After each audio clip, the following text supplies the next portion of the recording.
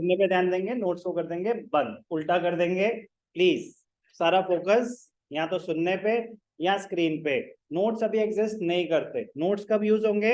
जब हम वो वाला टाइम होता था कि चलो बेटा अब आप पढ़ लो स्लाइड को, तो अब आप अपने हाथ में नोट्स को पढ़ लेंगे, तो वो स्टेज बाद का है। अभी सिर्फ सुनने पे। अभी हम क्या कर चुके हैं?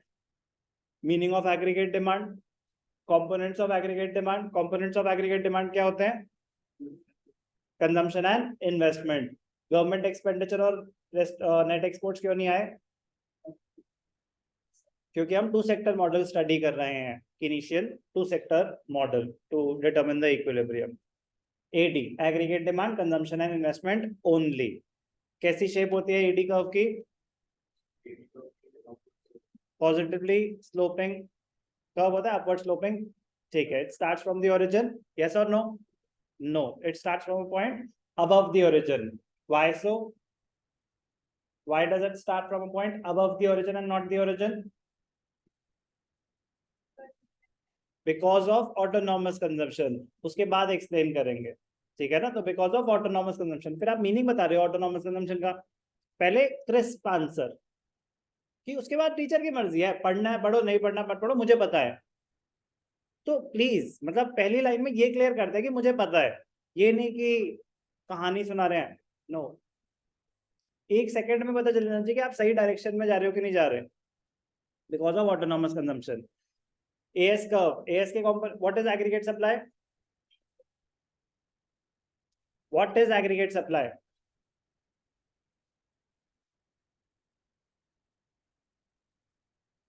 हु? तो which the producers are willing to produce or planning to produce in a period of time.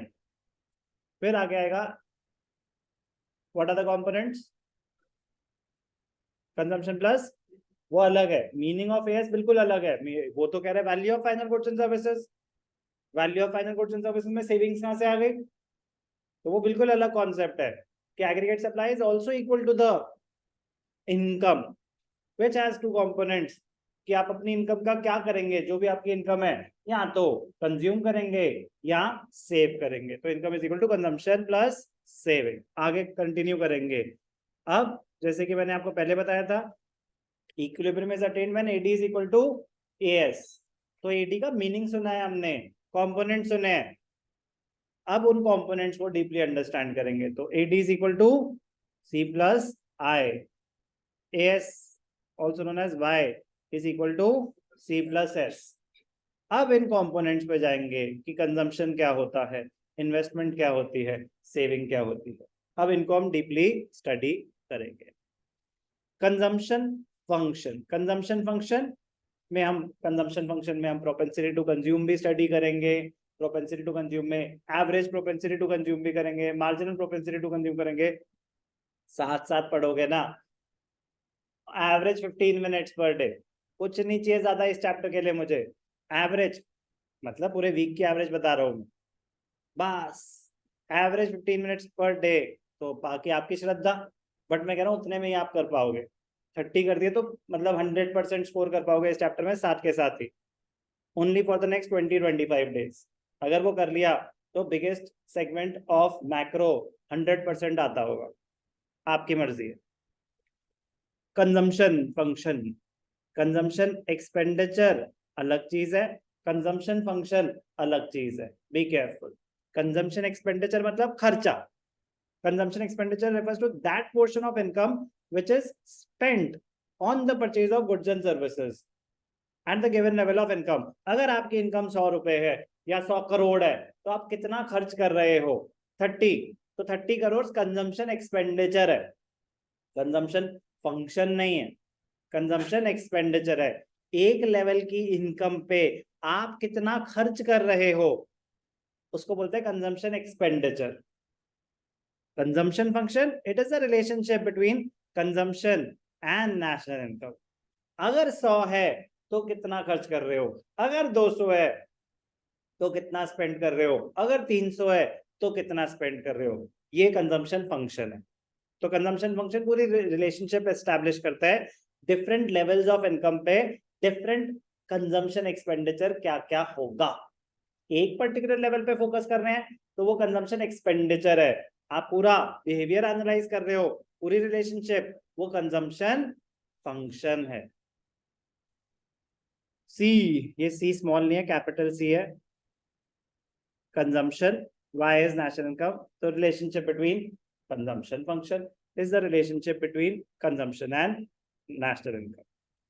Consumption function represents the willingness of the households to purchase, ठीक है जी. It also shows the consumption level at different levels of income in an economy. Okay, it is a psychological concept. And willingness है, it is a psychological concept. It is influenced by many factors like consumers' preferences, habits, level of income.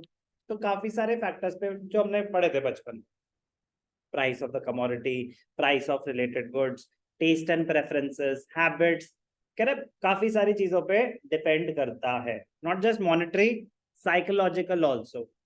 Test and preferences, taste and preferences कभी कभी होता है कोई चीज महंगी है, पसंद है तो ले लेंगे, तो साइकोलॉजिकल फैक्टर भी रोल प्ले करता है कंजम्पशन एक्सपेंडिचर कैलकुलेट करने में. ठीक है जी, कोई भी डाउट अभी तक? अभी तक उन्होंने सिर्फ ये बताया है कंजम्पशन एक्सपेंडिचर कुछ और होता है, कंजम्पशन फंक्शन कुछ और होता है, बस इतनी सी बात बताइए. अभी कोई doubt? The relationship between consumption and income is the consumption function. तो यहाँ पे ये कंजम्पशन क्या है? Expenditure. Very good, very good. इसलिए कि आप ये भी समझ पाए मैं पूछ क्या रहा हूँ, ठीक है ना, क्योंकि आधे बच्चे तो क्वेश्चन ही समझ नहीं आता, तो मतलब आप उस पेज पे अंडरस्टैंड भी कर पा रहे हो कि मैंने बिना पूरा क्वेश्चन पूछे क्वेश्चन पूछा क्या. क्योंकि कंजम्पशन, कंजम्पशन दो जगह बार बार दो तरीके से यूज होगा थ्रू आउट द चैप्टर. एक कंजम्पशन फंक्शन, एक कंजम्पशन एक्सपेंडिचर. कंजम्पशन एक्सपेंडिचर एक पर्टिकुलर लेवल ऑफ इनकम पे कितना आप कंज्यूम कर रहे हैं वो कंजम्पशन एक्सपेंडिचर होता है. रिलेशनशिप बिटवीन द टू वो कंजम्पशन फंक्शन होता है. तो कंजम्पशन शेड्यूल क्या रिप्रेजेंट कर रहा है, कंजम्पशन फंक्शन या कंजम्पशन एक्सपेंडिचर? पानी पीना है. कंजम्पशन शेड्यूल क्या शो कर रहा है, कंजम्पशन एक्सपेंडिचर या consumption function? Good, it is showing the different levels of consumption expenditure at different levels of income. तो वो किसको रिप्रेजेंट कर रहा है? कंजम्पशन फंक्शन को, कंजम्पशन फंक्शन को. तो इसके बेसिस पे जो कर्व बनेगा वो होगा कंजम्पशन कर्व. वो कंजम्पशन कर्व किसको रिप्रेजेंट कर रहा होगा, कंजम्पशन एक्सपेंडिचर को या कंजम्पशन फंक्शन को? अभी समझ आ गया ना? Function over a period of time, expenditure at a particular level of income. तो ध्यान से देखेंगे, अभी आ जाएगा आपका वो वाले क्वेश्चन का आंसर. कंजम्पशन कर्व कैसा होता है आगम? एक्स एक्सिस पे हम क्या शो कर रहे हैं? Level of income, output, employment, एक ही बात है. Different methods of calculating income, output, factor income कर लो तो लेवल ऑफ एम्प्लॉयमेंट कि किसको कितना कमाए, level of income, expenditure method, value added method. तो level of income, level of output, level of employment कह रहा है एक ही बात है, एक ही बात. और वाई एक्सिस पे हम क्या शो कर रहे हैं? Consumption and savings. And savings, savings पे बाद में आएंगे सर, पहले कंजम्पशन पढ़ लें. ठीक है, कंजम्पशन शो कर रहे हैं. पहला सवाल आपसे, कंजम्पशन कर्व की शेप कैसी होती है? Upward sloping line. As curve की शेप कैसी होती है? वो भी अपवर्ड स्लोपिंग लाइन, वो भी पॉजिटिवली स्लोप्ड होता है. कंजम्पशन कर्व भी पॉजिटिवली स्लोप्ड होता है, बट फिर भी दोनों की स्लोप में फर्क होता है. ऐसा क्यों? AS curve is a 45 degree line. AS curve is a 45 degree line. AS curve कैसा होता है? ऐसा होता है. Yes or no? Consumption curve कैसा होता है? Upward sloping line, but start कहां से होगा मिस्टर लोगानी? ओरिजिन से.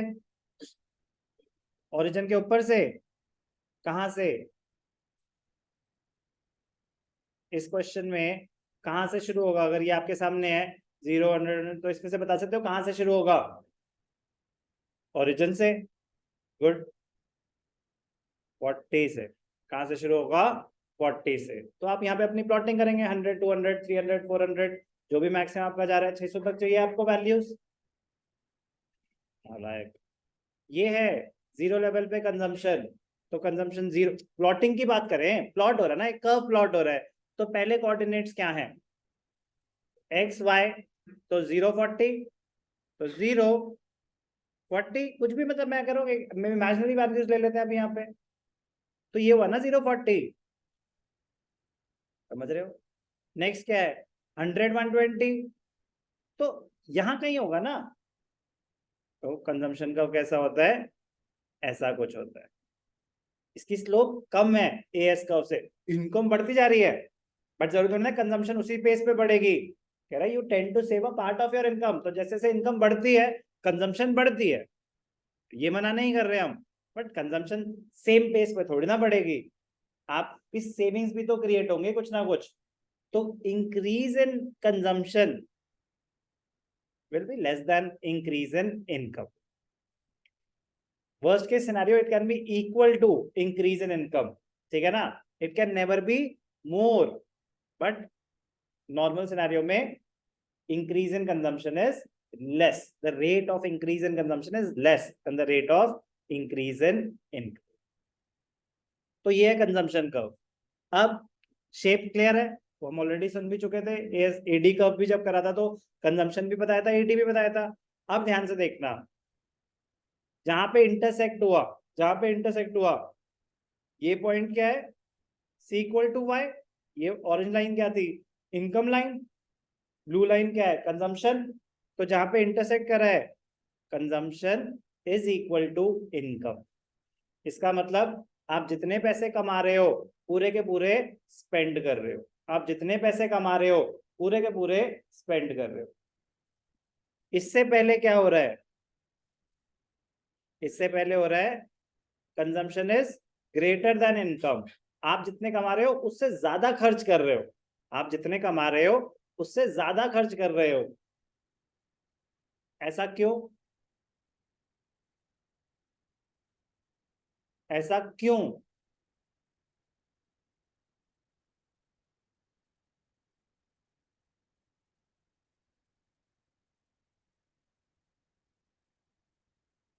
अरे बोल दो नहीं पता, जरूरी है कि अरेबिक बोलनी है?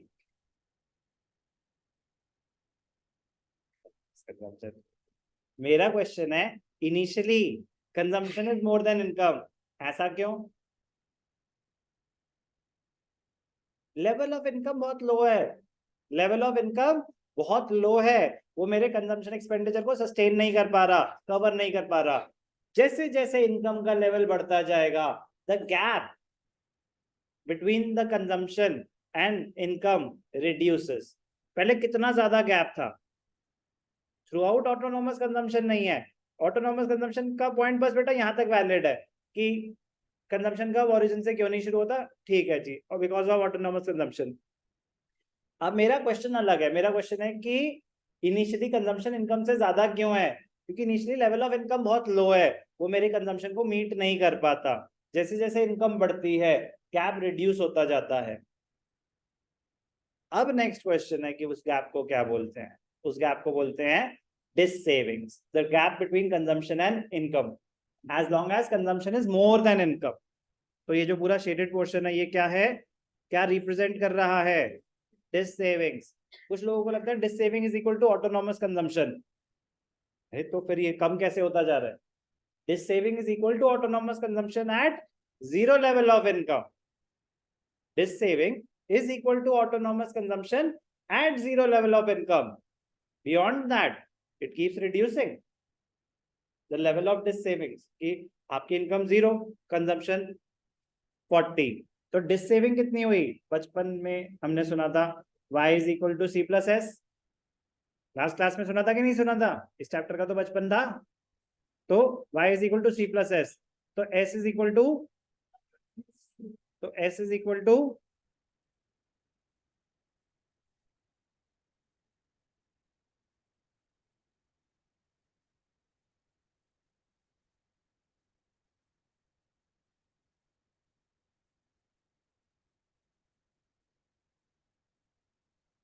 समझ आ रहा है ना क्या हो रहा है? सेविंग बढ़ती जा रही है तो डिसेविंग कम होती जा रही है ना, इसका मतलब डिसेविंग सेम नहीं रहती। तो dissaving is equal to autonomous consumption only at zero level of income. Zero level of income पे क्या है? Consumption 40, because of autonomous consumption. Dissaving क्या है? -40। सेकेंड लेवल पे ऑटोनॉमस कंजम्पशन क्या है? ऑटोनॉमस कंजम्पशन तो 40 रहेगी, डिसेविंग तो 20 आ गई। तो ऐसा नहीं होता कि dissaving is equal to autonomous consumption, मत करें। Clear? Dissaving clear? C equal to Y, इसका मतलब ब्रेक इवन पॉइंट तो मैंने बोला ही नहीं, पहले मतलब तो बताओ इसका। चुप हो जाओ अभी आप, जब मार दिया आपने। You are spending your entire income, income is equal to consumption, मतलब you are spending your entire income, savings are nil.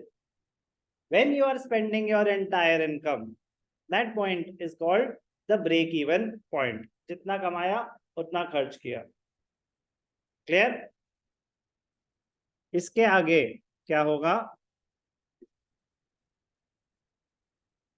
Consumption is less than income, which will lead to positive savings. Which will lead to positive savings. कोई भी doubt? Easy, but important. Very, very important. Very, very easy.